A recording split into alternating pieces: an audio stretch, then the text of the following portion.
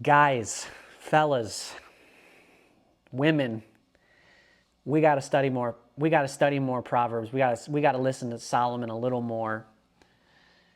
All right, so here he's talking about confidence in an unfaithful man. Again, we need to be selective about who we marry. We need to be selective about who is in our friend group and who we let into our lives. Here's Solomon. Who we work with if we can.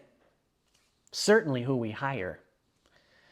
Confidence in an unfaithful man in time of trouble is like a bad tooth and a bad foot out of joint.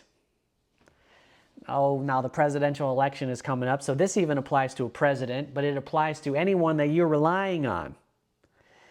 If you're a man and you're married, or you're a man and you want to be married to a woman one day, women are instinctually looking for men who can keep them safe. Men, if you don't have money right now, but you show intellectually that you have the capacity to provide in the future, to be able to navigate situations towards prosperity, women are looking for that. We're looking for that in the workplace. We're definitely looking for friends that are not going to bring us down. If you're smart, if you have a friend group that's just a terrible friend group, it's time for you to get a new friend group or roll solo for a while until you can get some new friends. But if you're married and you're a husband, remember who your wife is stuck with if you're an unfaithful man.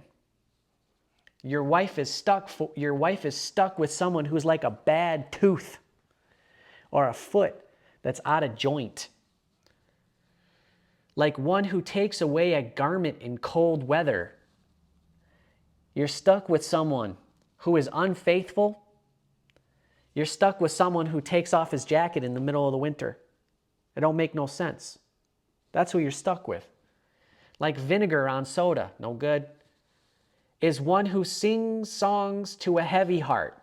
One who starts singing a song. You got a person with a heavy heart right here, and this person starts singing songs to that person. Like, what are you talking about? If your enemy is hungry, well, that's something else. Where are we going with this? Where we're going with this is that you want to be known as a faithful person. And the way that you become known as a faithful person is to continually to be faithful and reliable day in and day out.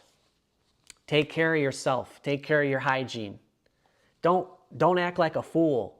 Study the scriptures so you can renew your mind. If you think you might be a fool, how can you become not a fool? Study the scriptures until you're not a fool anymore. Zip it. If you have a temper, zip it. Don't go off on your wife and tear her down. Do what you say you're going to do when you say you're going to do it. Don't be a person who says you're going to do something and then you never do it. That's like being an unfaithful person, for sure, in the context of work. But if you're a husband or if you're a wife and you say you're going to do something, do it.